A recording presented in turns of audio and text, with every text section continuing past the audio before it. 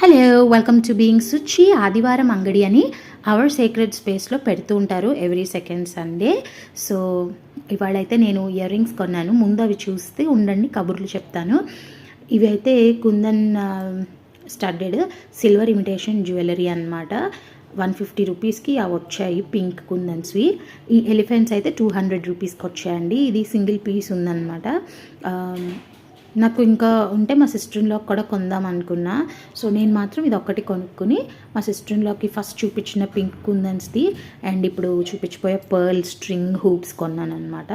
వాళ్ళు ఏంటంటే sustainable living మీద వాటి మీద హ్యాండ్ మేడ్ హోమ్ మేడ్వి ఎక్కువగా ఎంకరేజ్ చేస్తూ ఉంటారు. No plastic, majority plastic avoid చేస్తూ.